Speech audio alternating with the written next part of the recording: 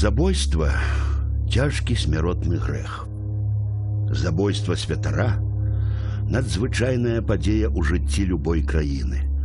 Асабліва, калі забойство гэтае было здзейснена не варожым жаўнерам падчас вайны, а рукамі сваіх жа грамадзянаў. Але што можа штурхнуць звычайных месцічаў на такое злачынства? Лёс і трагічная смерць Ясафата Кунцевіча – это яскравы прыклад таго, да чаго можа прывесці рэлігійны фанатызм у краіне пагранічча. Бо ў нашай краіне на працягу стагоддзяў складвалася адметная сістэма рэлігійных адносінаў, ідэя якой, прынцыпам якой была верацярпімасць. І вось уніяцтва, трэба гэта дакладна сказаць, было праявай контррэфармацыі. Было спробай зрабіць уніфікацыю ў краіне, было спробай нібыта направіць сітуацыю, нібыта краіну аб'яднаць. Але гэта прывяло яшчэ да эскалацыі напружанасці, да яшчэ большай несправядлівасці. Насуперак многім спадзяванням, царкоўная унія, падпісаная ў 1596 годзе ў Берасці, не вырашыла канфесійныя праблемы Вялікага княства Літоўскага. Наадварот, яна толькі ускладніла іх. Фактычна праваслаўныя вернікі так і засталіся праваслаўнымі, але афіцыйна праваслаўную царкву замяніла грэка-каталіцкая, якая падтрымлівалася на дзяржаўным узроўні. А галоўным у дзяржаве ў той час быў шчыры каталік Жыгімонт Ваза. Праваслаўныя жыхары княства напоўніцу адчулі на сабе гэтыя перамены. Месцічаў актыўна упрошвалі альбо проста прымушалі прыняць новую веру. Праваслаўныя цэрквы перадаваліся уніяцкім святарам. Натуральна, ў такіх умовах трэба было чакаць дзесьці грамадскага выбуху. І здарыўся ён у Віцебску.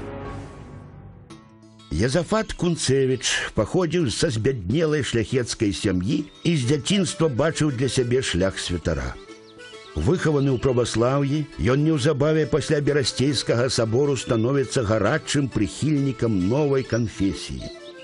У 1604 годзе Язафат Кунцевіч прымае манаства, а яшчэ праз 5 гадоў становіцца святаром.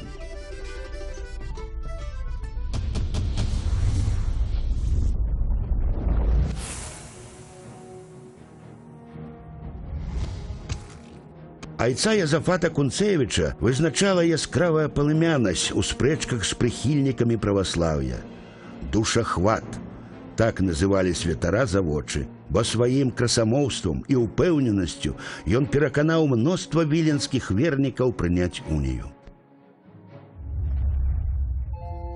Шчырая праца айца Кунцевіча на карысць базыльянскага ордэна ды пратэкцыя самого Іпатія Пацея, а таксама блізкае знаёмства з Язэпам Руцкім, будучым віленскім мітрапалітам, дапамагае яму ў 1617 годзе стаць віцебскім біскупам, а неўзабаве і полацкім архібіскупам.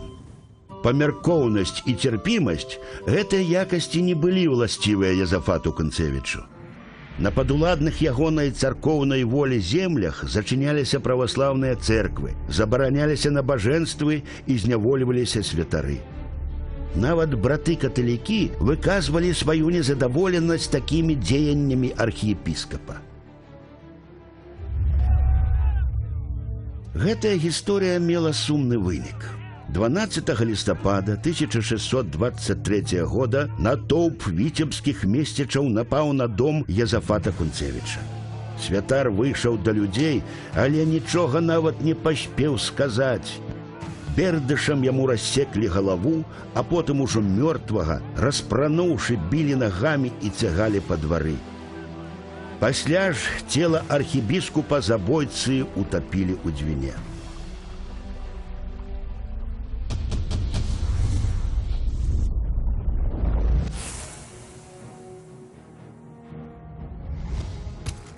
За гэтае злачынства 19 месцічаў рашэннем суда былі пакараныя смерцю, а Віцебск загадам караля вялікага князя Жыгімонта Вазы быў пазбаўлены магдебургскага права, ратуша разбураная, а з цэркваў былі знятыя званы.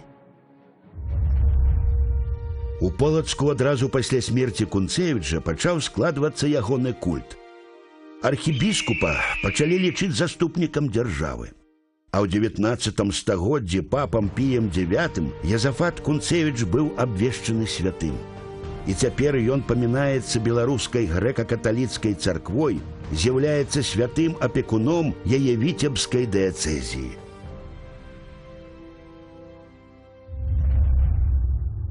Пасля Другой сусветнай вайны ягоныя мошчы, якія датуль захоўваліся ў Вене, былі перавезеныя ў Рім і цяпер спачываюць у галоўным саборы каталікоў усяго свету у базіліцы святого Петра у алтары Васіля Вялікага. Такі няпросты лёс Язафата Кунцевіча, святара, што не шкадаваў ні сябе, ні іншых дзеля пашырэння новай веры. Чалавека, што стаў ахвяраю уласных дзеянняў. А яшчэ ў 14 стагоддзі мудры вялікі гаспадар Гедымін сфармуляваў прынцып рэлігійнай талерантнасці, які абавязваў нашай краіне некалькі стагоддзяў. Ён сказаў так: няхай кожны шануе Бога па-свойму, а Бог у нас адзін. І вось спробы гэты прынцып паламаць мелі на мэтай нібы хорошую з'яву, мелі на мэце нібы аб'яднаць краіну, а на самой справе яшчэ больш яе раз'ядналі.